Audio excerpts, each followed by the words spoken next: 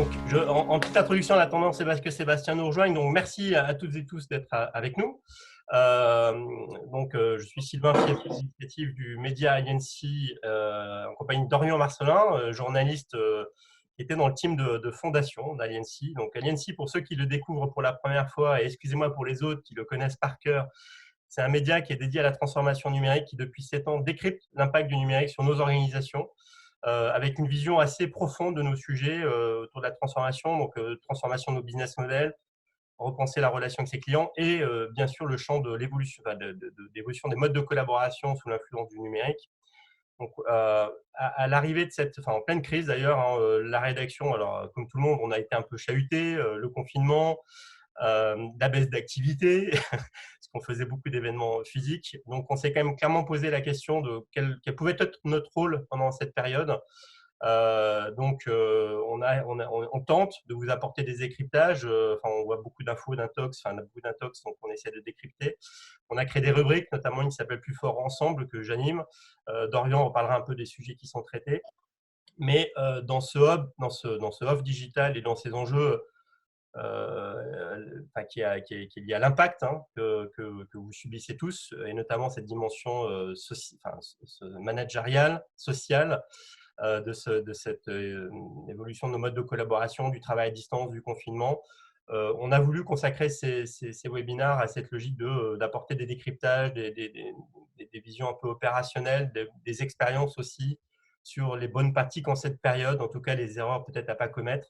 Donc, que tout le monde reste humble, nos intervenants, reparlons de ça, mais sur les précédents, personne ne détient de vérité aujourd'hui, et d'où l'intérêt aussi de partager les visions des uns et des autres. Dorian, j'étais un peu long sur mon introduction, mais pour permettre aux gens d'arriver, je ne sais pas si tu veux compléter.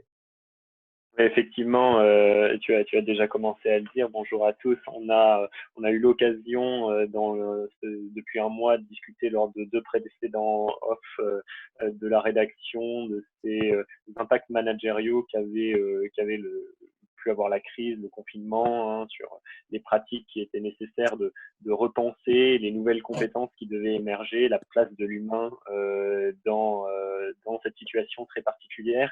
Et on s'est dit qu'il était intéressant aujourd'hui, vu la situation, le 11 mai approche, et on a vu se clarifier un peu, en tout cas, ce que pouvait être le déconfinement, on va y revenir, de s'interroger sur comment les organisations vivaient cette nouvelle bascule, et comment elles faisaient en sorte d'éviter que ce soit ce déconfinement, même si c'est très progressif, créateur de nouvelles tensions potentiellement entre les équipes dans les organisations. Et effectivement, avant de lancer peut-être une première question à la salle, je vais présenter rapidement nos invités. On a la chance d'avoir un panel assez varié. Je vais commencer avec Emmanuelle Gauthier, qui est psychologue du travail, IPRP. Alors c'est intervenante en prévention des risques professionnels, si je ne me trompe pas, et médiatrice conventionnelle. Et donc, du coup, par extension, consultante, formatrice et conférencière sur ces sujets. Donc, il y aura un éclairage sans doute très intéressant sur la partie. Et en plus, on a découvert l'activité d'Emmanuelle qui intervient dans des situations de crise des entreprises, donc elle revient dessus. C'est une expérience tout à fait passionnante. On aura l'occasion effectivement de parler de ce qui différencie cette crise des autres.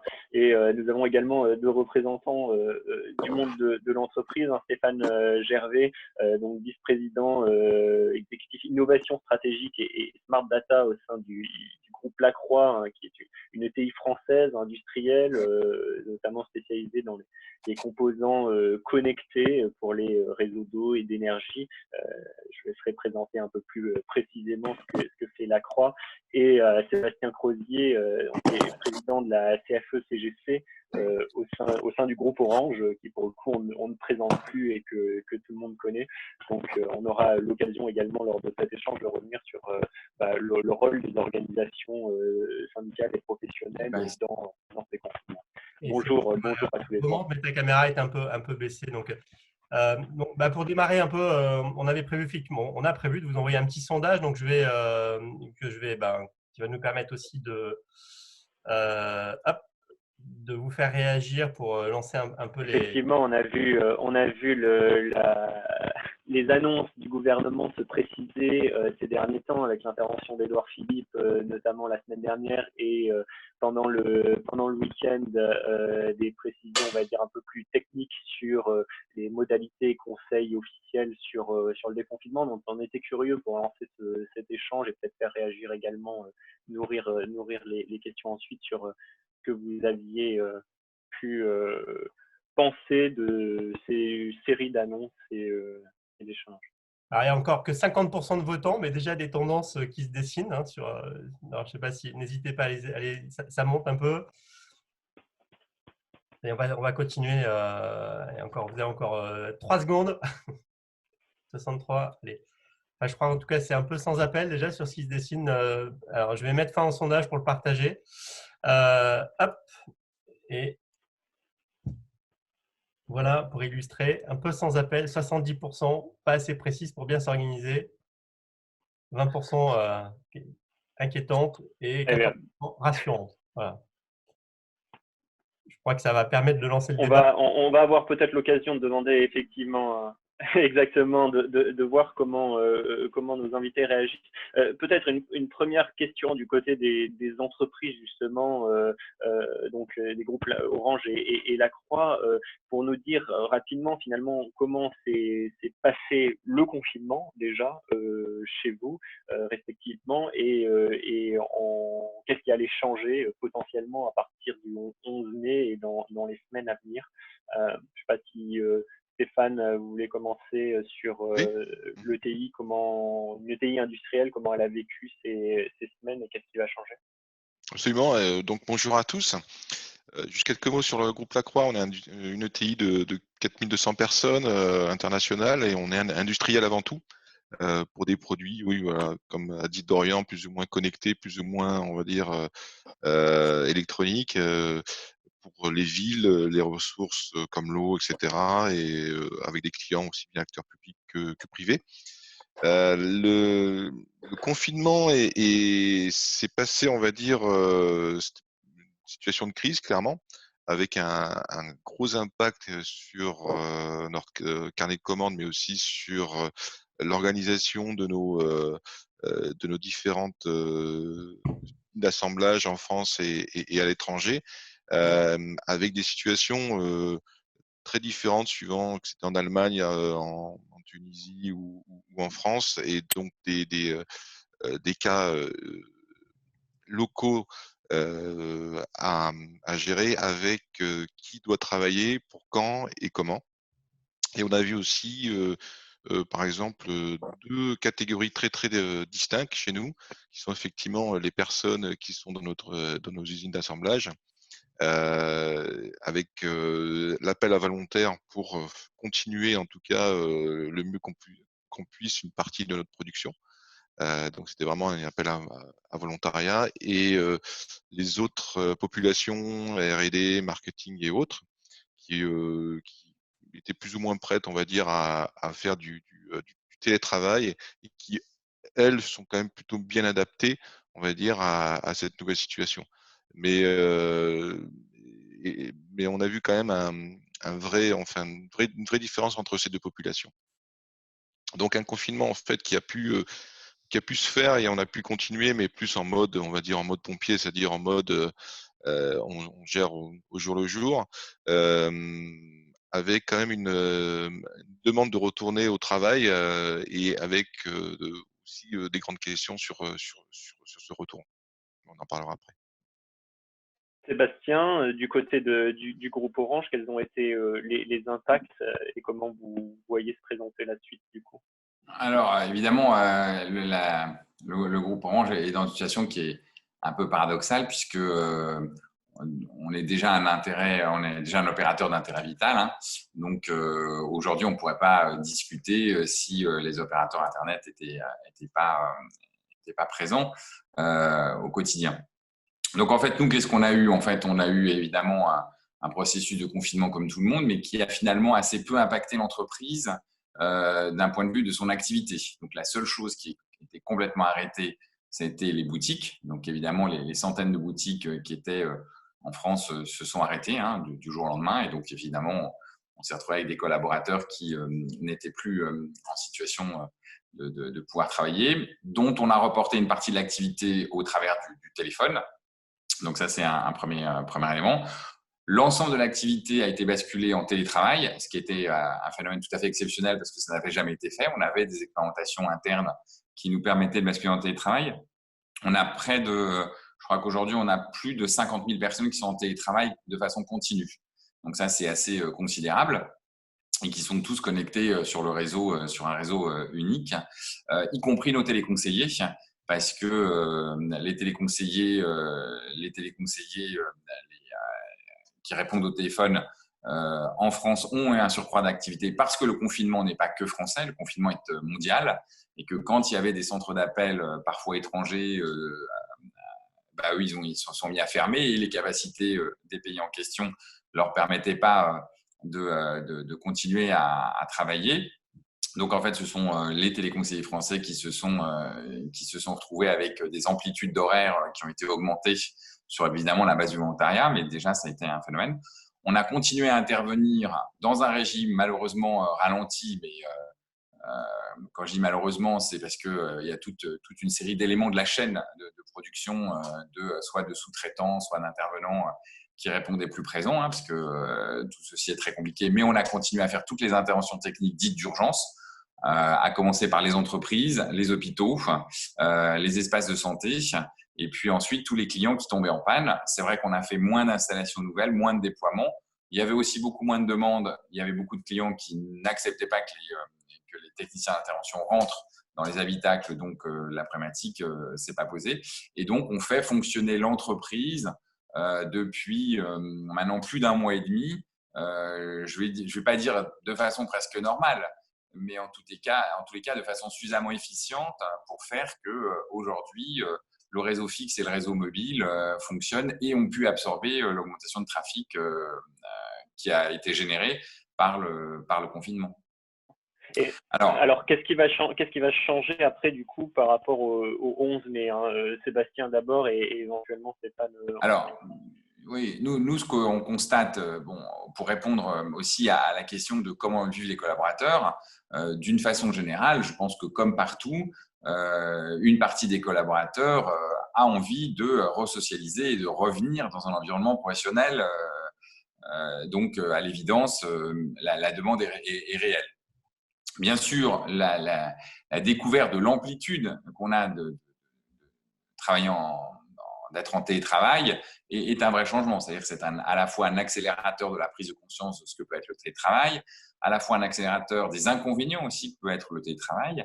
Et donc, à partir du 11 novembre, du 11 mai, on va rentrer dans un processus de déconfinement progressif. Et donc, ce déconfinement progressif, d'une part, sur la principale activité visible, qui sont les boutiques, on va réouvrir. Donc évidemment, là, avec tous les phénomènes de distanciation sociale, de sécurité, de logique de rendez-vous, c'est-à-dire un peu à l'identique de ce qu'on voit pour les médecins, pour les supermarchés, on va être dans un système qui va être intermédiaire aux deux, et donc tout ceci va changer. Les équipes de supervision et de maintenance qui ont quand même été obligées de venir sur site parce que l'ampleur des outils qui étaient nécessaires faisait qu'on ne pouvait pas les porter à domicile des collaborateurs, ce qu'on avait fait pour la partie centre d'appel, vont être bien sûr maintenues, légèrement étendues. Les équipes vont revenir de façon alternée sur les sites quand il y a besoin qu'elles reviennent, mais sinon, a priori, tout le monde reste en télétravail pour les semaines qui viennent. Donc, voilà, donc une ampleur tout à fait insoupçonnée de basculement d'activité quand on est parti en confinement. Le déconfinement apparaît beaucoup plus difficile parce qu'il introduit des contraintes logistiques, organisationnelles qui sont très complexes. Tout à l'heure, on parlait des annonces gouvernementales.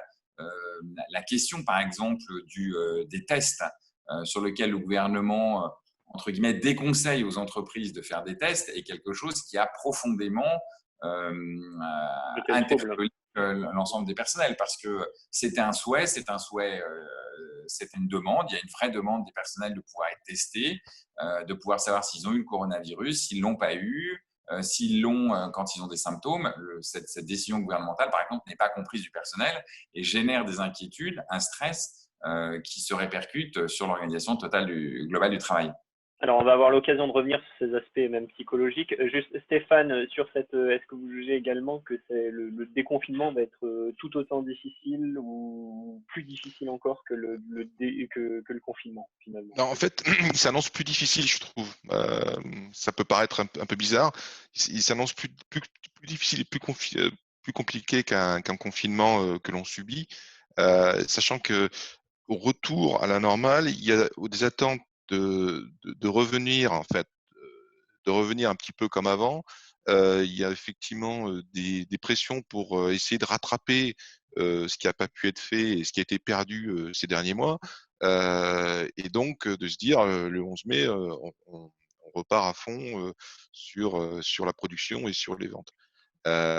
Et d'un autre côté, nos collègues et nos collaborateurs qui ont des attentes fortes sur être sûr que quand ils vont rentrer ou quand ils vont changer un petit peu leur mode de travail, que tout soit déjà prêt pour eux. Donc, il y a un travail énorme en amont à amener pour éviter effectivement qu'il y ait trop de personnes dans les bureaux, que dans nos usines, en fait, on a des règles très strictes sur tout ce qui est nettoyage, tout ce qui est échange de postes, etc., etc., et que les masques et tout ce qui va avec soit déjà en stock et autres. Donc, il y a effectivement pas mal de choses qui doivent être préparées avant même de pouvoir considérer un début de déconfinement. Et donc, au-delà de cette préparation, il y a aussi le fait de dire à quel moment on va retrouver en fait notre vitesse de croisière qu'on avait avant. Le timing. Sachant timing. Ensuite, il y a aussi la problématique des voyages et autres. Nous, on est bien sûr international, mais on est aussi sur toute la France.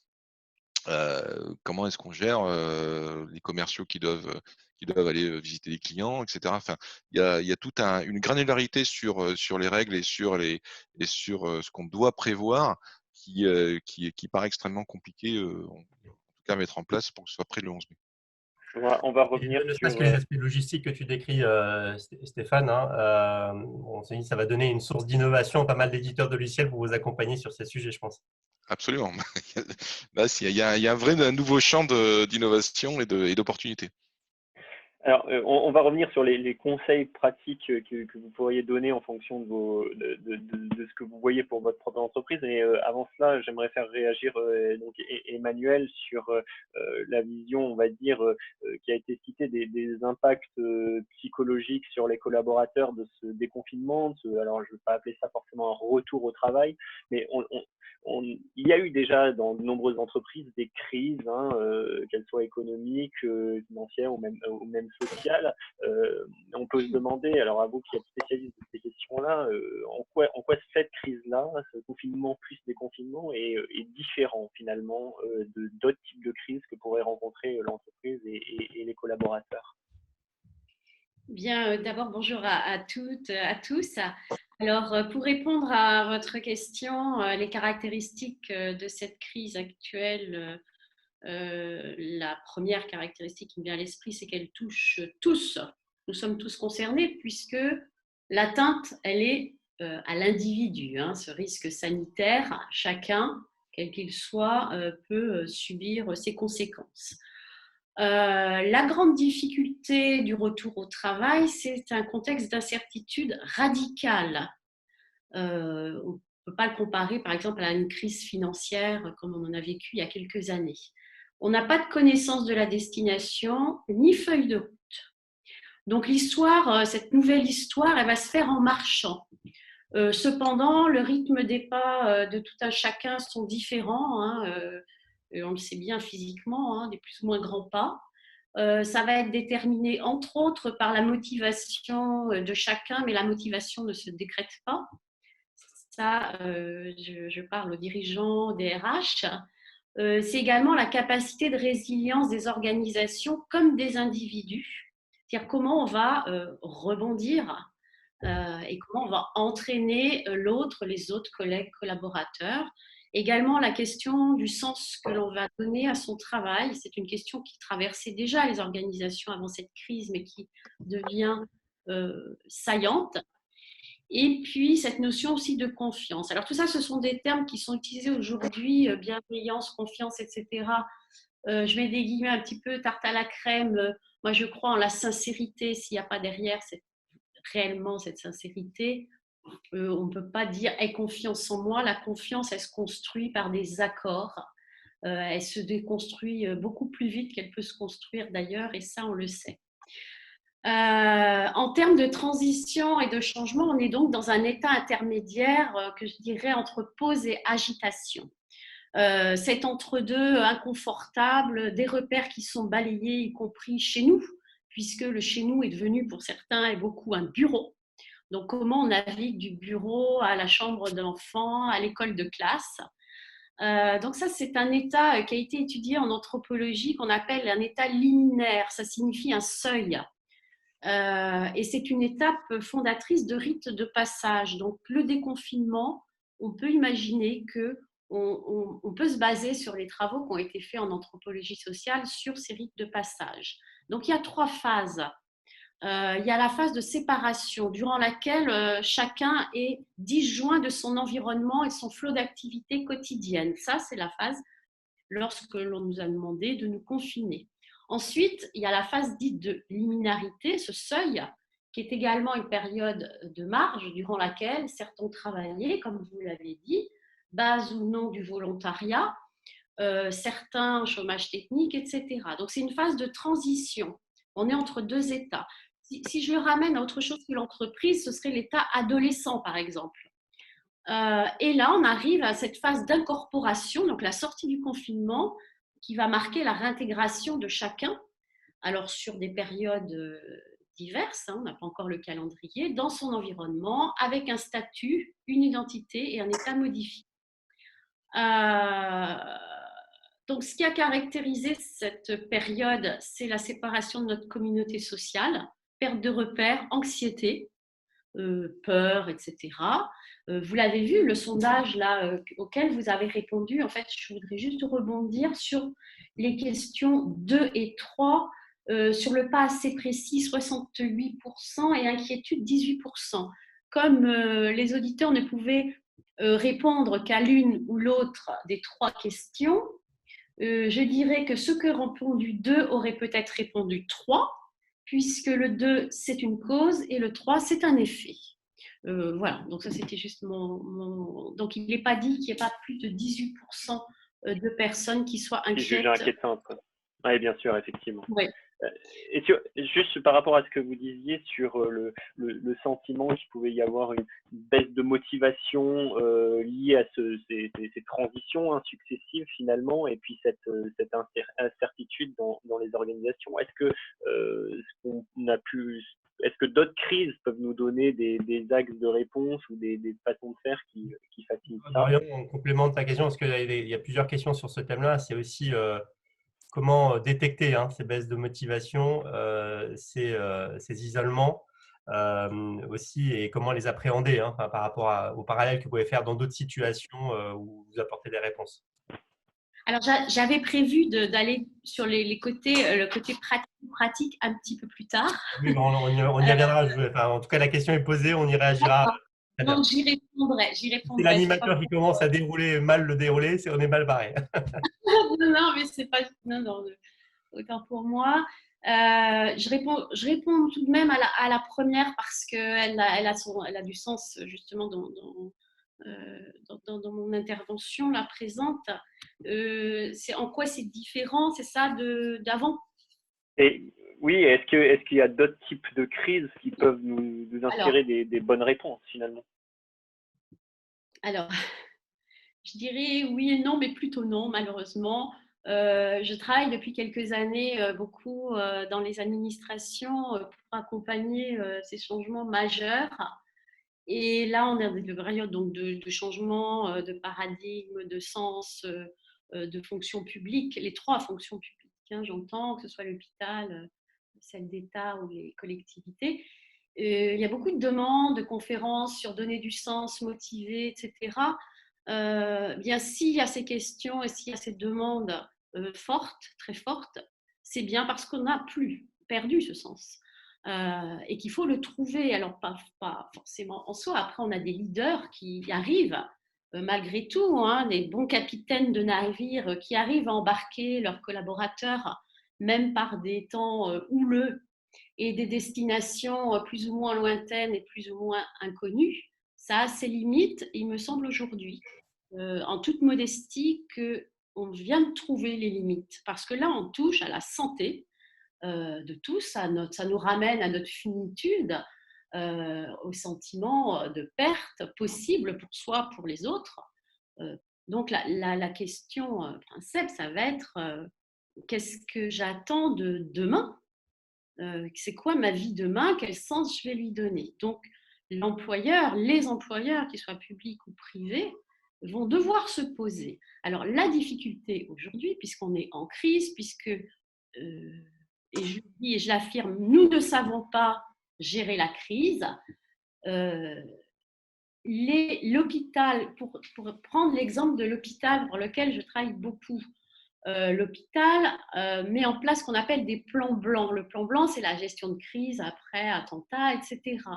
Et même en ayant ces plans blancs avec des CHU formés, etc., avec des personnels, aujourd'hui, la gestion de cette crise, c'est le nez dans le guidon. Elle n'a pas été préparée parce que pas imaginée. Et pourquoi on ne l'imagine pas? Parce qu'il y a cette capacité de l'individu à être dans le déni et à dire ça n'arrive qu'aux autres et pas à moi. Aujourd'hui, je pense que les yeux sont grands ouverts pour tous. Et quand on est dans le déni, on n'agit pas. On se dit ça ne m'arrivera pas. Donc, on ne sait pas gérer la crise. Je gère des crises chez des clients depuis des années pour braquage, attentat et tout ce que l'on veut. Le plus souvent, j'ai un dirigeant qui m'appelle, qui me dit qu'est-ce qu'on fait? Comment ça se fait que ce n'est pas intégré dans les plans de prévention, tout comme tous les risques professionnels? Voilà. Mais une fois qu'il y en a eu une, malheureusement, pour cette crise-là, ça aide les employeurs pour la suite. Il faut arrêter, je pense, aujourd'hui de se dire ça n'arrive qu'aux autres. Le caractère unique de cette crise, c'est qu'elle était aussi, enfin, de toute façon, personne ne l'avait anticipé, même nos gouvernants. Donc, elle est mondiale, sociale, sanitaire, économique. Oui, oui. Mais comme toute crise, une crise par définition, alors je vais reprendre l'étymologie du mot crise, c'est faire un choix et décider. C'est pas ça, nous, notre définition de la crise. On a oublié le sens latin et grec. L'idée, c'est de se préparer à la suite, utiliser ça comme opportunité pour éviter la suite. Les entreprises, elles sont en capacité, elles le font pour certaines remarquablement bien, de prendre des virages qui soient organisationnels, technologiques, etc. La santé, elle est intégrée dans les obligations faites aux employeurs et depuis longtemps. C'est vrai que la santé mentale, ça laisse perplexe beaucoup, y compris nous-mêmes en tant que psychologue ou psy, 3 petits points ou médecin, c'est pas facile à appréhender. Comment se fait-on? Emmanuel, excusez-moi, en parallèle de votre réponse, je vais envoyer la deuxième question parce qu'il y avait une question sur la chute de motivation pendant cette période. Oui. Donc, avez-vous senti une nouvelle chute de motivation dans vos équipes en cette fin de confinement? Voilà, le sondage est lancé. Donc, peut-être aussi, là aussi, je présage un peu de la tendance des résultats. N'hésitez pas à répondre. Je vous ai interrompu, mais vous pouvez compléter. Je vous en prie. Non, mais alors sur la motivation, hein, la motivation, c'est un moteur qui pousse à l'action. Hein, c'est pas quelque chose de statique. Hein. Dire je suis motivé, rester assis et rien faire, même si on s'agite, c'est pas de la motivation. Donc, comme c'est un concept très, très variable selon les individus et même pour un même individu au moment de son activité, de sa vie, etc. Donc, le soi motivé, c'est l'injonction paradoxale, ça ne marche pas. Donc, qu'est-ce qui me pousse à agir et qu'est-ce qui me motive? Alors, bon, il y a bien entendu les très anciennes théories des besoins, hein, mais au-delà, il faut réfléchir à ce qui me motive moi ne motive pas forcément l'autre, mais si dans la même équipe, j'ai du motivé et du pas motivé, qui est-ce qui va tirer la barque? Donc, bon, nos intervenants sont peut-être un peu fatigués parce qu'ils ont répondu qu'à 50%, enfin nos invités, pas nos intervenants, excusez-moi. Mais donc, on est à 70% de oui et 30% de non, en sachant que 50% seulement des spectateurs n'ont pas répondu. Si je peux réagir, si je peux réagir sur ce résultat-là en direct, ma question serait, je retournerai à la question, c'est comment sait-on que notre collaborateur, particulièrement s'il est à distance, est motivé? Est-ce que vous, dans les entreprises, vous avez prévu, comme certains l'ont fait, je les accompagne d'ailleurs, sur des sondages qu'on va intituler « Comment avez-vous vécu le confinement ?» Et ce, pour tous les collaborateurs, qu'ils aient été en télétravail actif, qu'ils aient été en chômage partiel. Et il ne faut pas oublier, bien entendu, ceux du terrain. Donc, à partir de là, ça va nous permettre, déjà, c'est notre baromètre d'entreprise. Peut-être sur votre question, Stéphane et Sébastien, est-ce que vous avez vu mener ce genre d'évaluation et sous quelle modalité finalement? Est-ce que c'était sur la base on a beaucoup parlé de volontariat, est-ce qu'il y avait un caractère obligatoire finalement à apporter, à se signaler, à répondre pour détecter les personnes en détresse ou la démotivation? Oui. Pardon. Non, mais parce que moi, ce sera assez court. En fait, non, on n'a aucun sondage en fait là-dessus. Ce que j'ai un petit peu aussi spécifié, c'est qu'on a toutes les semaines, avec tout le top management, on a effectivement 1 à 2 heures de conférences téléphoniques sur ce qui se passe, les actions et ce qui doit être fait. Et c'est là où on prend une température, on va dire, plus, on va dire, doigt mouillé par rapport à des interactions qu'ont eu le middle management avec le management et avec les personnes de terrain. C'est plus, on va dire, un ressenti général plus qu'autre chose. Mais effectivement, non, on n'a pas d'outils spécifiques là-dessus. Sébastien, je te laisse. Oui, merci. Donc, effectivement, nous, on a des outils, sachant que la situation des personnels est toujours très, très variée, puisqu'il y a quand même une partie des personnels qui sont malades, quoi qu'on en dise. Alors, elle n'est pas forcément très importante, mais enfin, moi, je fais partie, par exemple, des gens qui ont été hors capacité de travailler pendant près de 3 semaines suite au coronavirus. Donc, on a quand même une partie des gens malades. On a une partie des gens qui sont en situation de garde d'enfants. Donc, à ce titre-là, c'est aussi des gens qui sont quelque part hors de la sphère du travail et qui sortent de cet aspect-là. On a aussi des gens qui demandent, entre guillemets, à ne pas forcément être en activité, notamment pour aller sur le terrain, parce que le stress est trop important. Donc, on voit en fait tous ces phénomènes-là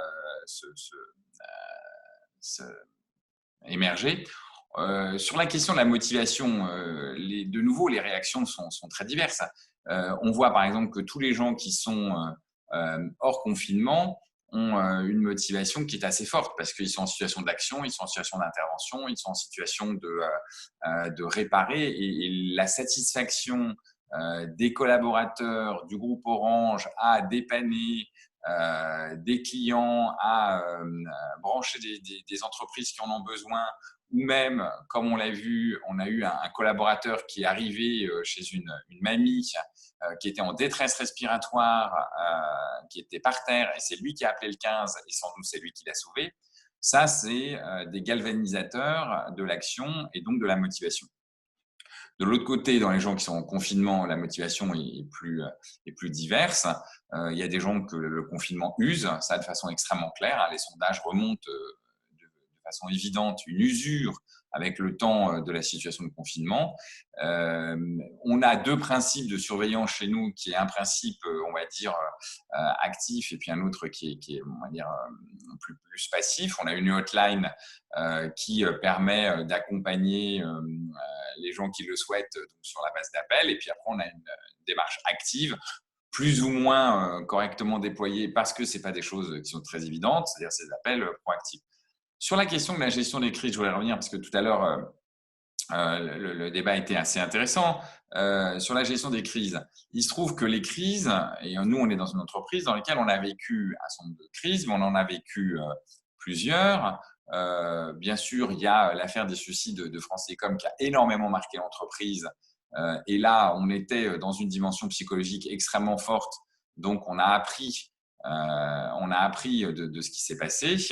On a mieux compris comment protéger la psychologie, enfin les aspects psychologiques des individus. Donc ça, c'est quelque chose qui a été pris en compte assez tôt. Et la deuxième chose, c'est que sur cette question du télétravail, sur cette question de l'organisation, les grèves à répétition qu'on a eues il y a quelques mois ont amené à ce que le télétravail se développe beaucoup plus que prévu. Et donc, forcément, on a basculé énormément de collaborateurs en télétravail occasionnel. Et donc, toute cette expérience acquise dans ce télétravail occasionnel, parce que les transports en commun étaient quasiment bloqués ou ingérables, a fait que, en fait, aujourd'hui, quand il a fallu basculer tout le monde en télétravail, finalement, ça s'est fait presque sans douleur. Je dis presque sans douleur parce que les équipes qui se sont occupées de ça l'ont fait de façon assez rude en termes de délai. De timing, oui. Mais ça a servi d'expérience finalement. Voilà. Et je pense que beaucoup d'entreprises nous ont dit ça, ont partagé ce sentiment de dire qu'il y avait une sorte, à échelle et toute proportion gardée sur la gravité, une sorte de répétition à la période des grèves.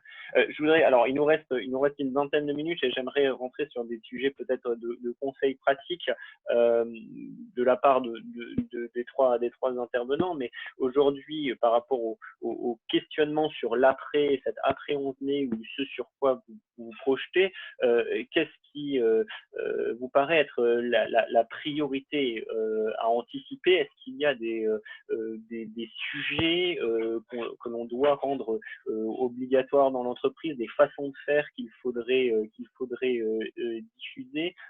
Emmanuel, on parlait de finalement ces réunions post-crise et de cette gestion-là. Vous citiez l'exemple d'un braquage, ce genre de choses. Est-ce que il y a des choses, est-ce qu'on peut adapter de telles réunions post-crise, obligatoires ou non d'ailleurs, à la situation de déconfinement par exemple? Oui, on peut clairement. C'est ce que certains ont prévu et c'est ce que je préconise. On ne peut pas imaginer que demain sera comme hier, hein, ça c'est clair et je crois pour tout le monde, je ne pense pas m'avancer. Le problème qui se pose sous-jacent, c'est qu'il va falloir revenir au travail et pour certains, il va falloir, je vais mettre entre guillemets, cravacher, mais on ne pourra pas rattraper ce retard, donc qu'on se le dise. Donc prenons le temps, je sais qu'il en manque, je sais que nos DRH, là, actuellement, ils ont la tête sous l'eau. Ils explosent leurs horaires. Je ne sais pas dans quel état ils vont être demain. Néanmoins, ils font partie justement de l'équipe de pilotage de l'après-crise. Est-ce que c'est d'ailleurs une après-crise? Moi, je dis qu'on est encore dans la crise et qu'on va l'être encore. Toutefois, il y a des choses de bon sens à mettre en place. Il y a un point sur lequel j'aimerais vraiment en 30 secondes insister, c'est tout d'abord considérer ses collaborateurs comme des adultes. Alors pourquoi je dis ça? Parce que pendant cette période de confinement, on nous a parlé à tous comme à des enfants, avec des menaces, du chantage. La dernière parole que j'ai entendue, c'est si vous ne déconfinez pas bien, vous serez reconfinés. Voilà, donc considérez-les comme des adultes et vous le rendront comme des adultes. Moi, je trouve qu'on a été quand même admirable dans le confinement. C'était inimaginable. Il y a quelques temps, hein, on aurait posé la question, est-ce qu'on aurait pu confiner? Enfin, voilà. Donc ça, c'est pour la considération. Moi, j'insiste beaucoup sur la considération que l'on a envers ses collaborateurs, qu'ils aient travaillé ou pas, pour des raisons X ou Y, qu'ils se soient mis en indisponibilité. La grande difficulté va être que personne ne juge personne. Et là, je vous souhaite bon courage, parce que dans toute crise, on va chercher, et d'ailleurs c'est ce qui se passe et vous l'entendez dans les médias, même si le mot n'est pas utilisé, on va chercher un ou des boucs émissaires. Je vous renverrai le lien sur l'interview que j'avais menée sur les boucs émissaires en entreprise. Il va falloir détecter rapidement les comportements toxiques de certains. Ça n'a pas lieu d'être, normalement ça n'a jamais lieu d'être, mais la toxicité de certains peut être exacerbée, c'est ce que je constate, je l'ai constaté pas plus tard qu'hier chez un de mes clients, il y a il y a un travail à faire. Justement, qu'est-ce qu'on fait, même si on est une administration et même si en matière de sanctions, c'est pas facile. Voilà, donc il va falloir travailler et ne plus tolérer certains comportements. Maintenant, pour répondre à votre question, oui, il faut… C'est assez ferme hein, quand même, comme propos. Oui, là sur ce point-là, pourquoi? Parce que je suis sur la prévention des risques psychosociaux depuis 20 ans. Même si on n'en parle pas depuis 20 ans, c'est la psychopathologie du travail, la psychodynamique hein, qui m'anime. Je vois enfin, des personnes qui sont en réelle souffrance, mais qui restent, parce qu'il faut travailler pour se loger et se nourrir, par des comportements abusifs qu'on appelle harcèlement, mais qui sont aussi de la violence au travail. Aujourd'hui, je trouve que la violence, cette crise, elle est violente. Il ne faut pas en rajouter. Et d'un point de vue managérial, et c'est des signes forts que montre l'entreprise quand elle protège ses salariés. Et donc, on doit protéger. Il ne faut pas oublier, il y a effectivement cette crise sanitaire, mais il ne faut pas oublier que la peur, elle peut venir du collègue ou des collègues, ou d'un manager. Dans notre préparation, il y a un sujet, il y a une approche qui était aussi intéressante, c'est cette exhaustivité des parties prenantes aussi dans cette problématique d'impact psychologique. Hein. Vous parliez d'exhaustivité, et c'est pas sur du volontariat qu'il faut poser la question aux gens, mais demander à tout le monde concrètement ou les impliquer de manière systématique et exhaustive, parce que sinon on ne verra pas. À l'intérieur et à l'extérieur de l'entreprise également, parmi les partenaires. Oui, parce que le fait, enfin, pour les réunions de crise, je vous prends exemple de braquage, j'ai des clients qui m'ont dit non, viendront ceux qui voudront dans la cellule de mise en place comme un groupe de parole, enfin on l'appelle comme on veut. Et on s'est rendu compte, parce que je suis sur des années des entreprises, que finalement viennent à ces réunions ceux qui ont déjà dans l'esprit cette recherche de, voilà, qui sont un peu intéressés par tout ce qui est psy, médical, etc. Et on laisse de côté, le risque est de laisser de côté ceux qui vont le plus mal, qui ont peur de craquer, parce que les émotions, si on ne sait pas les gérer, on a peur du regard de l'autre, etc. Donc, avec mes clients, ce que je dis, c'est obligatoire. Nul n'est obligé de s'exprimer pendant cette réunion, déjà. Si je n'ai pas envie de parler, je ne parle pas. Il n'y a aucune violence de la part de celui qui pilote la réunion, bien évidemment. Mais ça permet aussi de repérer les résilients. Alors, y assister est obligatoire, même si on ne prend pas la parole. Absolument. Et bon, moi, je dis qu'un silence me parle autant qu'une grande phrase. Et vous disiez, il me semble également que typiquement, quand on a des prestataires qui interviennent dans l'entreprise, il faut les associer également à ce type de rencontre pour pas qu'ils soient, sous prétexte qu'ils ne sont pas les collaborateurs directs de l'entreprise, laissés de côté. Oui, et puis bon, on est formés, nous, à ce type de situation, d'une part, mais de mon point de vue, mais ça regarde ma pratique professionnelle, puisque je fais aussi de la formation et de la conférence, moi j'aime bien donner les rênes à l'entreprise. Ça peut être par le biais de managers, ça va être par le biais des ex-membres CHSCT. Là, je forme les référents harcèlement sexuel, agissement sexiste. J'aime bien autonomiser, mais en tout cas, au début, il ne faut pas hésiter, on va dire, à tendre la main, comme le disait Patrick Pelloux lors des événements de Charlie Hebdo, tendre la main parce que ça désarçonne, et puis l'émotion de l'autre, tout comme la sienne. Proactif hein, sur. Là, il y a une question que je me pose tous les jours. Je me dis, mais dans quel état vont sortir les gens de chez eux? Enfin, dans quel état? On ne sait pas. Et même si ils vous disent au téléphone, parce que vous managez et que vous avez au téléphone qu'ils vont bien, c'est pas une certitude. D'autant qu'ils ne vont pas sortir de chez eux tout de suite non plus, puisque les entreprises. Sébastien, Stéphane, justement, pour réagir par rapport à ce qu'a dit Emmanuel sur ce sentiment des collaborateurs et ces inégalités qui pourraient exister dans les traitements, comment vous le repérez? Oui, moi je crois qu'il y a effectivement un sujet qui, bien sûr, la dimension psychologique est importante. Alors effectivement, nous sommes d'une génération qui n'a pas connu une situation de crise d'importance qui psychologiquement pouvait avoir et qui a laissé des séquelles à nos parents, à nos grands-parents qui ont été bien sûr, qui a été la Seconde Guerre mondiale. Mais au-delà de ça, je pense que à la sortie de crise, la sortie de crise n'étant pas le déconfinement. Je pense qu'on va rentrer dans un processus qui va être très complexe, très lent.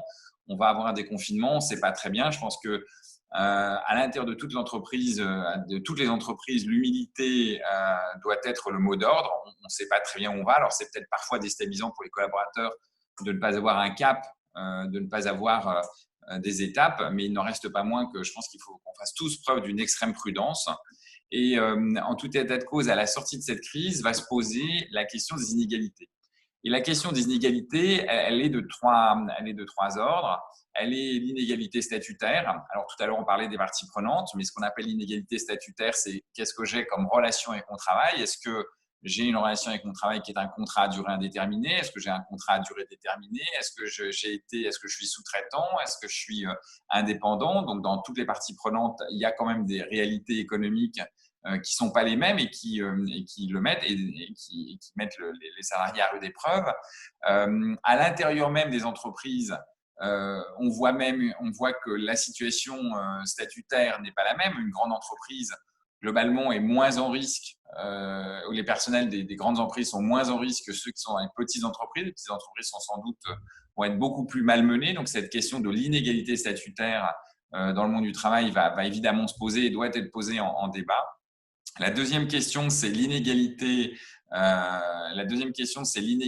Face au travail ou des conditions de travail, parce qu'on voit très nettement qu'entre ceux qui sont confinés en situation de télétravail et ceux qui sont sur le terrain, alors chez nous, c'est évidemment les techniciens d'intervention.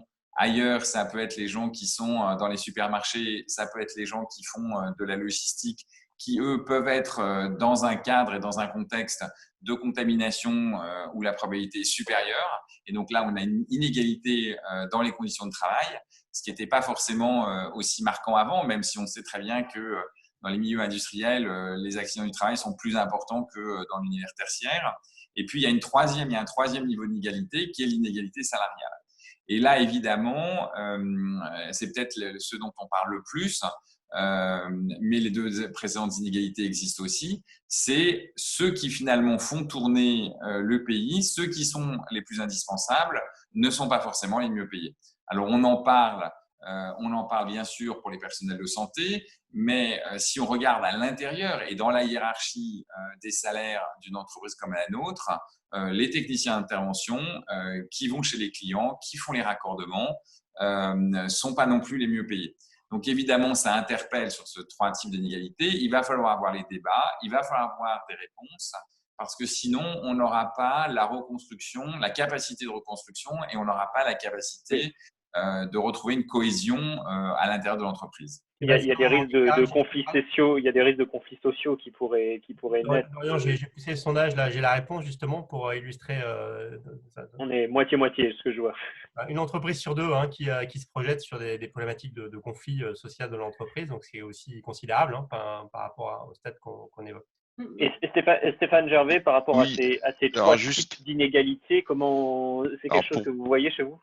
Pour compléter et pour donner un petit peu plus de détails, je suis d'accord avec ces types d'inégalités, mais nous, on est quand même vraiment sur le clivage col bleu, col blanc. Ceux qui peuvent faire du télétravail et qui prennent entre guillemets moins de risques par rapport à une exposition et autres, et ceux qui doivent vraiment aller sur le terrain, sur de l'assemblage et autres. Et là, effectivement, il va y avoir, on va dire, un fossé qui va se creuser, mais aussi dans les équipes. C'est-à-dire dans les équipes qui ont le même statut. On a vu par exemple alors j'ai oublié quand même de dire quelque chose d'important. Nous on est en chômage technique partiel par rapport à la baisse d'activité, ce qui complexifie encore plus cette partie, on va dire, cette partie d'inégalité, parce que c'est pas tout le monde au même pourcentage en plus. Mais dans les équipes, il y a eu par exemple des volontaires qui sont venus travailler en plein confinement sans compter leurs heures pour des assemblages d'appareils médicaux critiques. Et là, certaines personnes, et toujours les mêmes, ont été des volontaires. Et au retour, on va dire, du déconfinement.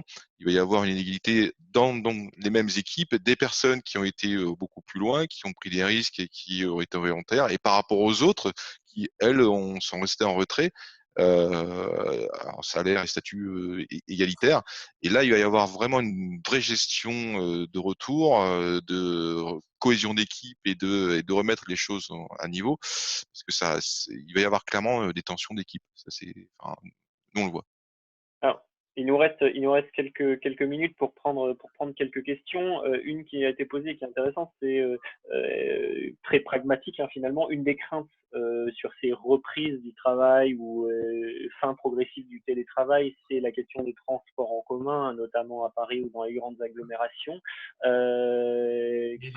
Comment vous en... Et les déplacements, est-ce qu'il y a des conseils ou des modalités que vos entreprises ont mis en place pour gérer finalement cette crainte des collaborateurs vis-à-vis du transport en commun ou vis-à-vis du déplacement de manière générale? Alors, ceux qui sont les plus pénalisés, enfin, si vous voulez que je réponde pour Orange, ceux qui sont les plus pénalisés, évidemment, c'est ceux qui ont des transports qui sont très éloignés, bien évidemment. Ce qui a été acté, hein, lors de la reprise du confinement, c'est dans un certain nombre d'entités une subvention spéciale vélo. Alors, c'est un truc tout à fait idiot. C'est pas forcément quelque chose de très simple à organiser, mais il y a certaines entités au sein du groupe qui ont décidé de proposer aux collaborateurs de prendre en charge jusqu'à 50% du prix d'un vélo, pour en fait essayer de faire que des collaborateurs qui n'ont pas envie de prendre les transports en commun puissent venir en vélo. C'est pas donné à tout le monde de pouvoir venir en vélo, question de distance, question d'aisance. De forme physique aussi. Oui, et puis de forme physique, enfin toute une série de raisons. Alors la trottinette électrique est aussi une alternative, mais elle a aussi d'autres inconvénients. Donc évidemment, ça interpelle et on se demande comment les collaborateurs vont arriver. Alors il se trouve que chez nous, toutes les personnels qui sont plutôt des gens qui sont sur le terrain aujourd'hui ont des véhicules, hein, puisque ce sont des véhicules d'intervention. Donc aujourd'hui, la question ne se pose pas forcément. En revanche, pour les personnels qui vont revenir travailler, notamment dans les boutiques, là, la question des transports en commun est une question extrêmement angoissante. Et là, ça renvoie aussi à des notions qui ont été évoquées tout à l'heure, hein, c'est la peur de l'autre. C'est-à-dire, finalement, quand on prend un transport en commun, on n'a pas peur du transport en commun, en fait, on a peur des gens qui sont autour de soi dans le transport en commun. Et ça, c'est des phénomènes qui sont nouveaux, qu'il va falloir apprendre à gérer, sur lesquels il va falloir accompagner l'ensemble des personnels, à la fois pour leur mettre des moyens à disposition pour qu'ils puissent se rendre sur leur lieu de travail. Il y a même, et moi j'en ai fait la suggestion il y a presque un an, et en particulier au moment des grèves, de faire qu'on réorganise en fait totalement la façon de penser le fait de venir au travail. Et en particulier qu'on inverse, le cas échéant, des postes de travail en fonction du lieu d'habitation des gens pour réduire les transports. Alors évidemment, c'est une approche qui est un peu nouvelle, et de se dire, finalement, on fait travailler les gens au plus près de là où on a des bâtiments qui existent, et de regarder si en fait il n'y a pas des optimisations d'organisation à faire pour réduire les transports, ce qui n'était pas forcément le mode d'organisation. De nouveau aussi, on voit que la problématique des transports est beaucoup plus criante en Île-de-France qu'en région, ce qui évidemment renvoie à des questions plus structurelles, hein, parce que cette crise va nous amener à nous poser des questions très structurelles, tant au sein des grandes entreprises qu'au niveau de l'État français, qui est l'Île-de-France totalement surbondée, surdensifiée, ne sait pas répondre à des problématiques sanitaires. Et on le voit d'ailleurs, hein, le taux de contamination en Île-de-France est largement supérieur à ailleurs. Oui, il y a un déséquilibre territorial de toute façon, et voilà, qui invite des réinventions assez radicales. Stéphane, sur cette partie gestion des transports et des craintes des collaborateurs, vous êtes d'accord avec cet aspect finalement remise en question des modes de travail évoqué par Sébastien, ou même subventionnement finalement d'autres moyens de transport? Alors juste, juste avant de passer au transport, je vais juste vous dire une autre grande remise en cause qui a lieu chez nous, sur lequel dont on parle, c'est la question des open space et des flexdesk. Dont on n'a pas forcément parlé, mais aujourd'hui, on avait par exemple le siège de notre entreprise qui devait être 100% flexdesk, c'était un peu l'ambition, un peu utopiste, mais enfin c'était un peu l'ambition. Aujourd'hui, l'idée du flexdesk et de l'open space est clairement remise en cause. Alors, pas forcément des open space à 100% parce qu'il y a des organisations du travail qui imposent l'open space. Par exemple, tous nos plateaux de supervision du réseau, de notre réseau, sont forcément en open space. Sinon, on ne sait pas se faire organiser la supervision. Mais ça aussi, le poste de travail va être repensé. C'est-à-dire qu'on va être obligé non seulement de repenser notre façon de travailler, la localisation de nos politiques immobilières et aussi le poste de travail à l'intérieur des investissements. Et donc, il va y avoir beaucoup de remise en cause et de réflexion à avoir. On va continuer les échanges pour ceux qui se disent que c'est midi et qu'on va tout fermer. On va continuer les échanges quelques minutes pour prendre les dernières questions et pousser Stéphane. Tout à fait. Et Catherine nous a rejoint ainsi, qui est la rédactrice en chef, qui apportera une petite conclusion. Donc, l'idée, c'est qu'on puisse profiter. Alors, il est midi, donc habituellement, on respecte nos horaires. Là, le sujet est passionnant, donc on dépasse un petit peu. On a prévu aussi de continuer un peu les interactions avec nos invités et ceux qui veulent nous rejoindre également en activant leur caméra. Il suffit juste de lever la main et on va proposer prolonger un petit peu les échanges. Mais Dorian, Stéphane, si tu veux répondre à la question de Dorian. Oui, très rapide. Effectivement, nous, on est plus sur l'organisation du travail dans nos bureaux et dans nos usines en ne faisant venir que les personnes nécessaires. Donc, une extension du télétravail. Sur la partie transport, on a entre guillemets la chance d'être dispersé en région. Donc, on a moins de problématiques sur les transports en commun. Mais tout ce qu'on veut faire et ce qu'on peut faire, c'est simplement pour l'instant, fournir tout ce qui est masque, gel hydroalcoolique, etc. à nos employés et surtout à ceux qui reviennent dans les locaux. Donc ça, c'est des choses qui sont en place dès le premier jour. Emmanuel ? Oui, je voulais juste faire une remarque pour rebondir sur ce que vous venez de dire concernant le travailler ensemble. Alors, on demande aux personnes de retravailler ensemble. C'est vrai que ça va se faire sur une certaine durée. Et parallèlement, la distanciation sociale. Donc ça, si ce n'est pas une injonction paradoxale, c'est un petit peu compliqué. Aujourd'hui, on baigne dans l'injonction paradoxale. Dites-moi si je me trompe.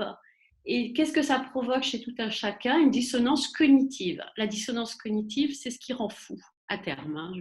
Je fais un raccourci parce que le temps nous est compté. Donc, je dirais, dans l'entreprise, ça va être compliqué à gérer. Ce n'est pas impossible, mais ça va être compliqué. C'est-à-dire, on va dire, bon, on arrête les embrassades, etc. Mais moi, j'ai un client, c'est sur la chaîne de production. La DRH m'expliquait, ils sont tellement contents de se retrouver, vas-y que je te saute dans les bras, quoi. Enfin, comme on va voir dans nos maternelles dès lundi, parce qu'il y a besoin de ce lien. On est des latins, hein. On se touche, on s'embrasse, etc. Donc ça, c'est notre culture. C'est compliqué, un changement de culture. Hein. Si vous êtes... Emmanuel, on a déjà des félicitations pour vos interventions et aussi le regard d'un psychologue sur nos interventions. Catherine, on a invité Catherine qui voulait réagir en quelques mots. Catherine, j'active ton micro, Catherine. Catherine, donc, notre rédactrice en chef qui a observé aussi ce débat. Catherine, qu'est-ce que ça t'a inspiré en petite phrase de conclusion aussi? Bonjour tout le monde. Oui, non, j'ai écouté, c'était vraiment très intéressant. J'ai juste une question. Alors effectivement, vous l'avez un peu abordé juste à la fin. C'est est-ce que finalement les gens sont partie prenante pour vraiment revenir au bureau, ou finalement ça les arrange cette obligation plus ou moins gouvernementale de rester à domicile? Ça, c'est la première chose. Et la deuxième, sur les solutions, genre on peut échanger des postes de travail qui sont du coup d'aller travailler plus proche de son domicile par rapport à des bâtiments qu'évoquait la personne personnes d'Orange. Est-ce que d'autres solutions de ce type, par exemple aussi, j'imagine peut-être du covoiturage entre plusieurs salariés plutôt que de prendre des transports en commun, est-ce que des solutions comme ça ont été réfléchies dans vos entreprises et est-ce qu'elles ont été réfléchies y compris en y associant des salariés? Enfin, c'est des questions que je me suis posées en vous entendant. Juste pour la première question, répondre pour la première question, c'est quand même un sentiment ambivalent, mais sachant que la plupart de nos collaborateurs ont très envie de revenir au travail. Ils en ont marre un peu de ce télétravail, quelque chose qui était quand même, le télétravail est quand même pas vraiment dans nos gènes aussi. Et très peu veulent rester en télétravail. Après, ambivalent, parce qu'effectivement, il y a des craintes, et c'est là qu'il faut qu'on soit capable de bien préparer en fait leur retour, sachant que nous, on va préconiser une extension du télétravail après le 11 mai et de faire revenir que les personnes qui doivent être sur les sites. Ce qui va aussi générer d'autres frustrations par rapport à la majorité de nos collaborateurs qui en ont quand même marre de travailler un peu seuls dans leur coin et de l'équipe leur manque, enfin beaucoup de choses leur manquent autour du travail. Même la façon de travailler là aussi. Donc je dirais oui, effectivement, ça c'est vaste majorité. Oui, sur ces questions-là, je vais peut-être répondre, mais je pense qu'en fait, on va avoir plusieurs temporalités. C'est-à-dire que bien sûr, il y a en ce moment un souhait de revenir et de resocialiser. Moi, je faisais le compte. Je crois que j'ai vu 5 personnes différentes depuis le début du confinement. Donc, avec qui j'entretiens des relations régulières. Donc, vous imaginez 5 personnes depuis le début du confinement, c'est extrêmement peu. Et donc, d'un point de vue social, il y a une demande. Je ne suis pas sûr qu'on n'ait pas dans un deuxième temps une prise de conscience de ce qui était évoqué sur toutes ces injonctions paradoxales et que finalement on n'est pas, et il faut voir comment l'épidémie régresse ou ne régresse pas d'ailleurs, mais il n'est pas du tout évident qu'après cette phase entre guillemets de ce sentiment de libération et d'euphorie, on n'ait pas en fait un retour vers finalement en fait chez moi j'étais plus en sécurité. Donc là-dessus, il va falloir être très, très vigilant. Après, on a une troisième temporalité qui, une fois que l'épidémie sera passée, là, il va y avoir effectivement des prises de conscience de quels sont les bénéfices réels du télétravail et quels sont ses inconvénients. A priori, et quand on regarde un petit peu les études ou les sondages, ce dont on s'aperçoit, c'est une progression de la demande du télétravail, mais une demande du télétravail occasionnel. C'est-à-dire qu'il n'y a pas de demande. Il n'y a pas de demande de télétravail à 100%. C'est pas une demande des personnels. Les gens veulent bien travailler 1 jour, 2 jours en télétravail, mais veulent socialiser et se sentent finalement très exclus des collectifs.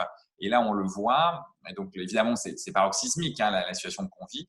Donc, je pense qu'on va avoir une progression du télétravail, ce qui va dire que les entreprises devront s'adapter, s'organiser en termes d'outils, s'organiser en termes de collectifs et de construction des collectifs. Mais pour autant, en fait, on ne va pas vers une société du tout télétravail. Manuel, je vous ai coupé tout à l'heure, mais… Je vous en prie, je voulais revenir justement sur cette notion de télétravail. Dans les années 80, des grands groupes comme IBM, Bull, etc. ont mis en place le travail à distance dont le seul objectif était la réduction du coût de l'immobilier. Bon, donc si c'est le seul objectif, ça ne peut pas marcher. À l'époque, alors moi j'étais étudiante, à l'époque, les sondages qui ont été faits, c'est on est oublié, mais on est oublié pour tout, y compris les augmentations, etc. Le télétravail d'aujourd'hui, c'est un télétravail subi. Ce n'est pas la même chose de rester enfermé chez soi parce qu'on ne voit personne et qu'on est fatigué que d'être confiné. On n'est pas en vacances confiné, même si on est en chômage total. Donc, ce télétravail subi. Il n'empêche, c'est un petit peu je trouve que le côté positif, c'est que beaucoup se posaient la question du télétravail depuis quelques années. Et j'ai certaines administrations ou des grands groupes qui disaient « Ah ben non, pas question, il faut qu'on voit ce qu'ils font ». Donc, manque de confiance. Et ben, si je n'ai pas confiance en quelqu'un, s'il peut me faire glisser sur une peau de banane, je n'aurai que ce que j'attendais. Ça s'appelle la prophétie autoréalisée. Donc, ça va remettre sur la table et contraint et forcé les accords qui ont été signés parfois avec difficultés entre patronat et syndicats sur le télétravail, des conditions qui sont des fois absolument voilà, tu peux télétravailler juste quand tu es enceinte, quoi. Bon, ben, ça laisse tous nos hommes de côté, qu'ils habitent à 3 heures de métro, RER ou que sais-je. Donc, c'est un sujet qu'il va falloir mettre sur la table intelligemment. Ce que disait Sébastien Crozier sur rapprocher effectivement, mais je trouve ça tellement excellent, c'est ce qui s'est fait, qui existe déjà, ça s'appelle des centres d'affaires aux portes de nos capitales. Il y a eu aussi, lors des grands mouvements de grève, il y a quelques années, on a mis en place des systèmes de covoiturage. Ressortons des dossiers où, effectivement, les entreprises ont déjà travaillé. On a tout, ou presque, dans nos besaces. Nos DRH, ils ont ça, ils ont travaillé dessus. L'histoire de la grippe H1N1, il y avait même des masques, d'ailleurs, à l'époque. Il y a déjà tout ça a déjà été réfléchi, souvent dans l'urgence. Moi, je dis, refaites pas la roue. Il faudra adapter, évidemment, on a changé de véhicule, mais prenez ça, mettez-le sur la table et faites du débat. Moi, je suis pour l'arbre à palabre, de façon à ce que chacun, j'ai parlé d'adultes tout à l'heure, puisse donner son avis. Ça ne veut pas dire qu'on va accepter l'employeur, il ne faut pas non plus exagérer, tout a un coût. Mais il y a de l'idée sur le terrain. Et qui a les meilleures idées si ce n'est pas le détenteur du poste? Voilà. Donc, les lois Auroux aussi, il faut réexaminer ce qu'étaient les lois Auroux, mais dans un but de rendre intelligent, enfin de montrer l'intelligence, moi j'y crois beaucoup, hein, des uns et des autres, et des idées, bon, parfois farfelues. Et alors? Voilà. Alors, Donc, les échanges. la réhabilitation de tous, elle passe par la communication sincère, etc. Moi, je le vois en cellule de soutien, quelqu'un qui a vraiment des problèmes, il lui suffit d'échanger parfois une demi-heure avec un de mes collaborateurs et déjà, ça a apaisé, on va dire, 80%, etc. Ça, c'est des éléments clés. Enfin, c'est un message qu'on retiendra, hein, sur la notion de communiquer avec tout le monde et de le prévoir dans la chaîne. Dorian, on arrive un peu au temps de conclusion. Alors, on l'a prévu de laisser un peu l'espace ouvert. Et encore une fois, si des gens veulent nous rejoindre, comme Catherine, vous êtes encore 55, hein, en ligne. Donc, bon, l'heure officielle était midi. Donc, mais les échanges sont passionnants avec nos invités. Donc, on peut vous inviter à nous rejoindre et vous pouvez réagir. Donc, on va rester un peu à discuter aussi entre nous. Donc avec oui, vous. Donc, on n'aura effectivement pas pu répondre à l'intégralité des questions, mais comme le disait Sylvain, il y aura, et comme certains d'entre vous l'ont demandé, il y aura effectivement ce replay qui sera disponible sur aliency.fr avec un article lié qui essaiera de répondre aux quelques questions qui ont été posées. Ce qu'on note, je pense, par rapport à vos interventions respectives, c'est le fait qu'il y a un certain nombre de sujets de court terme, immédiats, d'urgence à gérer, évidemment, dans cette sortie de confinement, mais qu'il y a également tous ces aspects de long terme qu'il va falloir prendre en considération, assez structurant, hein, la question des inégalités, la question de l'organisation du travail au sens général, celle des risques psychologiques qui va être en pointillé sur les mois à venir de façon assez importante. Donc on a cet appel à dire relever la tête aussi du guidon et c'est le moment en tant qu'entreprise de réfléchir à la suite et comme le disait Emmanuel d'intégrer le plus de monde possible en tout cas dans cette réflexion. Peut-être ma dernière question pour vous faire conclure à tous les trois, c'est est-ce que vous voyez vos entreprises, les entreprises, mener cet exercice-là après le déconfinement, d'ici la fin 2020, ou est-ce que ça va reporter face à l'urgence à beaucoup plus tard, à 2021, des remises en question qui sont peut-être fondamentales pour préparer la suite?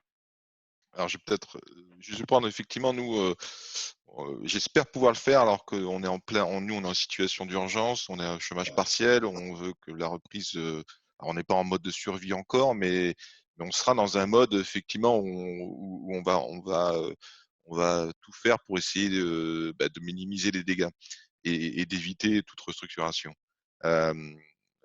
Par contre, effectivement, ça nous fait poser, même au niveau top management et avec notre PDG, beaucoup de questions sur la responsabilité sociale qu'a l'entreprise. C'est des choses que l'on abordé à peine avant, je dirais. Là, on est vraiment en plein dedans sur la relocalisation, la localisation, l'écosystème local et international, et aussi sur l'utilité de l'entreprise et de ce que fait l'entreprise, des produits et des services qu'elle apporte et sa réelle utilité. Et peut-être se recentrer sur cette utilité ou en tout cas mieux peut-être la communiquer et mieux la faire ressortir. Donc là-dessus, sur ces deux aspects, je suis sûr qu'on va y travailler. Notre PDG est clairement sensible à ça. Sur les autres aspects, les rétex et autres, oui, je pense que ça va se faire, mais j'ai peur que l'urgence économique nous rattrape. Là, c'est le parallèle vrai, hein, effectivement, et c'est bien la préoccupation. Et derrière, les conditions de poursuite d'activité avec l'application des règles de confinement vont être aussi une préoccupation majeure pour les entreprises, puisque à quel prix, que ce soit sur les chantiers, que ce soit dans vos usines, ça, c'est les grands inconnus qui se présentent devant nous. Hein. Il y a un vrai travail d'équilibriste là, hein, pour l'employeur, pour son De survie, personnel. Emmanuel, aussi économique, hein, parce qu'on est… Oui, mais l'équilibriste s'y tombe, vous voyez. Ça fait mal, oui. Donc, c'est comment, qui va travailler sur le court terme, il y a effectivement une urgence, préparer le moyen et le long terme. C'est-à-dire il va falloir réussir à déléguer, à trouver les acteurs en interne dans l'entreprise, parce qu'on peut le faire sans rajouter au stress, en veillant effectivement, moi je pense au stress post-traumatique, parce que là, potentiellement, il y a du stress post-traumatique, puisque c'est la confrontation à la mort qui nous donne ça, donc il ne faut pas le minimiser. Je voudrais juste terminer par, en évoquant François Gabard. Vous connaissez notre marin François Gabard. Quand il arrive champion et qu'on lui dit merci, il dit merci, c'est à mon équipe. C'est à mon équipe qu'il faut dire merci. Et ça rejoint des choses que vous avez dit, mes deux autres collègues intervenants, sur cette notion d'utilité, se sentir utile. Et c'est l'utilité qui donne du sens. Vous avez parlé des cols blancs. Le col bleu, il voit sortir l'outil, il voit sortir la voiture de la chaîne, etc. Ça a beaucoup plus de sens. Voilà, c'était ce que je voulais dire, parce que en manageant, en donnant du sens, je pense qu'on a tout compris. Et enfin, les entreprises qui vont réussir ce terrible exercice, c'est difficile et ô combien essentiel à la survie, puis à la vie, sont celles qui ont déjà travaillé là-dessus. Moi, je connais des entreprises, je vais dire, bienveillantes, avec vraiment des personnes qui sont en veille et qui font de la prévention secondaire et tertiaire depuis tellement d'années. Pour eux, je gage que ça va aller. C'est l'optimisme qu'on peut avoir. Donc, c'est vrai que ceux qui vont… Oui, voilà, le fait d'avoir confiance en l'avenir ne veut pas dire qu'on ne se pose pas de questions, mais c'est comme ça qu'il faut voir les choses. Je ne dis pas que celles qui n'ont jamais travaillé sur une telle crise, ça ne va pas marcher, ça va être plus difficile à piloter. Non, super. Alors, on reste à discuter. Hein, encore une fois, on est encore 45 présents. Hein, donc, vos débats, on a des super commentaires très positifs sur vos interventions. Pardon, Sébastien. Non, et pour répondre un peu à votre question, je crois qu'il y a évidemment, bien sûr, l'urgence économique va tous nous prendre immédiatement dès que la crise sera passée.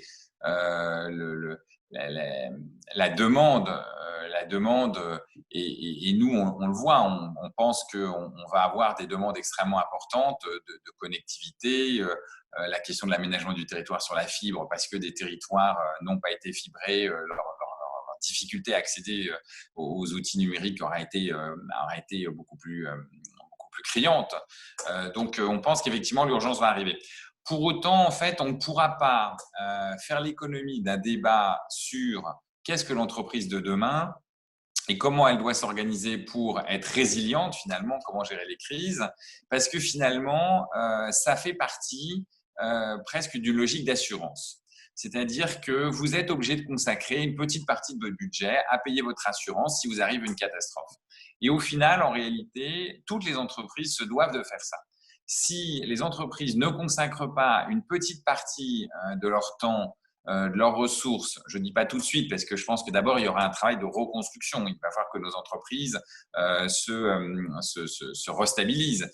Économiquement, c'est extrêmement violent. Je veux dire, et nous, une grande entreprise comme la nôtre, des décisions massives ont été prises. Par exemple, suppression du délai de paiement pour toutes les petites entreprises pour injecter de la trésorerie, acceptation de retard de paiement dans les factures pour tous les acteurs qui sont des PME. Donc, on voit bien cette urgence économique qui va nous reprendre dans un certain temps, très rapidement. Pour autant, la réflexion, elle doit être faite parce qu'elle est dans une logique d'assurance. C'est-à-dire que face à l'ampleur de la crise, à l'ampleur des dégâts économiques et finalement à ce que ça a généré de ne pas être préparé, tant à la fois des entreprises qu'au niveau de la société. Je pense que la société a fait aussi trop d'économies sur l'économie de trop de choses, et en tous les cas, ou à minima, l'économie de la réflexion sur qu'est-ce qu'une crise peut générer. Il va falloir que chacun des acteurs prenne du temps pour réfléchir à ce qui peut arriver. Ce qui est paradoxalement le plus désolant, c'est que beaucoup des éléments, et je pense qu'Emmanuel l'a souligné, beaucoup des éléments de réponse en réalité existent et on a déjà travaillé dessus. Simplement, elles n'ont pas toujours été déployées. Et donc, on s'aperçoit que dans des logiques, soit de court-termisme, soit de logiques de pilotage par les coûts, tout à l'heure, on parlait du travail à distance, où les politiques immobilières d'open space et de FlexDesk sont dictées par des logiques de coûts immobiliers, font qu'au final, on s'est abstenu de poser sur la table d'autres réflexions et de se dire finalement, est-ce qu'on travaille mieux en open space ou est-ce qu'on travaille moins bien en open space? Est-ce que le FlexDesk est un outil d'engagement ou un outil de désengagement du collaborateur? Et on a escamoté ça au titre des coûts. Sauf que là, on a une crise sanitaire et donc on est obligé de reposer les questions sous un angle différent. Et donc en ça, c'est quelque part, c'est non pas une remise en cause, mais en tous les cas, c'est une remise en perspective de sujets qui avaient été complètement bridés par la logique de pilotage par les coûts. Donc, c'est une opportunité. Bien sûr, c'est évidemment cette crise sanitaire, c'est à la fois un drame humain, c'est un drame social, c'est un drame économique, mais c'est aussi une chance pour une génération, 2 générations de se repenser. La pandémie qu'on vit actuellement, elle a déjà eu lieu. Elle a déjà eu lieu il y a un siècle. Je pense que personne n'avait tiré les conclusions de ce qui avait lieu il y a un siècle. Pour autant, si on relit les ouvrages, et même si on relit les ouvrages de la peste de 1348, on se rend compte de quelles étaient les villes qui avaient résisté à la pandémie et qui n'avaient pas eu de mort. Et il y a des cas très particuliers en Europe où des stratégies immédiates de confinement, d'autonomie, de villes qui avaient des provisions, des stocks, une capacité de s'alimenter sur de l'eau de source qui avait été structurée, qui était capable d'être en autarcie immédiate s'il le fallait, pendant plusieurs mois, plusieurs années. Et ben en fait, dans ces villes-là, il y a eu des villes en Italie, il y a eu des villes en Allemagne, et ben en fait, il n'y a eu quasiment pas de morts de par ces pandémies. C'était malheureusement, on n'a pas besoin d'aller chercher aussi loin. Hein. On a des pays qui ont anticipé et qui ont réagi autrement dans la gestion de cette crise. Malheureusement, on est le seul pays en France à avoir mis l'ensemble de notre outil industriel totalement à l'arrêt du jour au lendemain, alors que même l'Italie, même l'Espagne ont continué à travailler pendant la période. Là, pour le coup, on est en off maintenant. On a été des champions du monde pour arrêter de bosser du jour au lendemain. Là, je pense que le déconfinement va être d'une complexité. On en a débattu pendant notre session sans égal aujourd'hui. Et certains interlocuteurs de grosses boîtes que j'ai, en fait, dans la meilleure des projections, ils se projettent à 17%, 20% d'occupation de leur bureau fin juin. Hein. Donc, c'est-à-dire qu'on va bien durer dans ce statut d'éloignement, de distanciation sociale. Mais on retirera les enseignements de pourquoi on a mis tout à l'arrêt aussi brutalement. Mais là, l'impact économique est considérable. Et puis là, il y a l'urgence de se remettre au boulot aussi. Hein. L'interrogation, de toute façon, par rapport à ce que disait Sébastien, effectivement, le parallèle est intéressant par rapport à la chaîne de valeur autour des entreprises, leur écosystème, comment elles conçoivent leur écosystème, avec qui elles fondent leur activité et les multiples dépendances qui se sont mis en cause, ça va sans doute être réinterrogé assez profondément. Il y a 1 an et demi, 2 ans, alors qu'il n'était pas question de cette crise, on parlait énormément de nouvelles entreprises plateformes, de nouvelles façons de concevoir l'activité de l'entreprise, de s'ouvrir sur les autres, etc. Ça va être effectivement largement réinterrogé à l'aune des problématiques qui ont été vécues là. Non, je pense aussi que l'on va pouvoir écouter davantage la parole du collaborateur, parce que si on regarde la mise en place des open space, par exemple, que moi j'ai vécu à l'époque, il y a 20-25 ans, c'était des décisions qui étaient unilatérales, c'est-à-dire que le collaborateur, il avait absolument pas son mot à dire, et l'open space était l'espace idéal, alors qu'en fait, moi je me rappelle, ça l'était pas du tout, et je me sentais à l'époque très très très fatiguée au début de l'open space. Aujourd'hui, quelque part, le collaborateur va être beaucoup plus en capacité. Sébastien, tout va bien? Tu nous avais prévenu en début de Ça va, Sébastien? 1h24, c'est le temps maximum. Pardon, excusez-moi, je t'ai interrompu. Non, ce que je veux dire, c'est que il faut qu'on aille manger. je pense que sur les formes de travail, le collaborateur va être plus à même, en tout cas, d'avoir la parole. Le manager ne pourra plus imposer ou ne pourra plus. Je crois qu'il va y avoir au moins une ouverture dans les discussions sur ce sujet dans l'entreprise. Je vais inviter. Très bien. Il y a Stéphane Jobard qui est avec nous. Je vais demander à démarrer sa vidéo s'il veut. Il y a Fabrice Roux aussi qui est avec nous, démarrer la vidéo. On aurait pu passer à l'heure de l'apéro maintenant. Hein. Ah oui, Encore une fois, vous êtes encore une trentaine, donc si vous voulez nous rejoindre, ça va être sympa aussi. Donc, activer. Bonjour Stéphane. Bonjour Stéphane, qu'as-tu pensé de ces débats Voilà. En tout cas, je tenais à vous remercier toutes et tous d'avoir contribué à la qualité de ces échanges, d'avoir réagi en live derrière. Je crois que c'est assez stimulant, Dorian.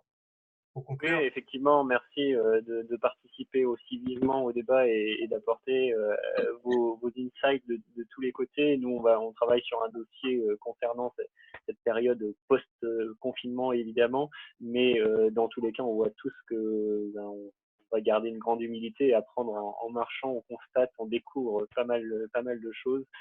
Même si on peut apprendre parfois un peu du passé, il y a beaucoup de choses qu'on va devoir inventer ou réinventer, y compris nous en tant que médias, et on a commencé à le faire, Sylvain.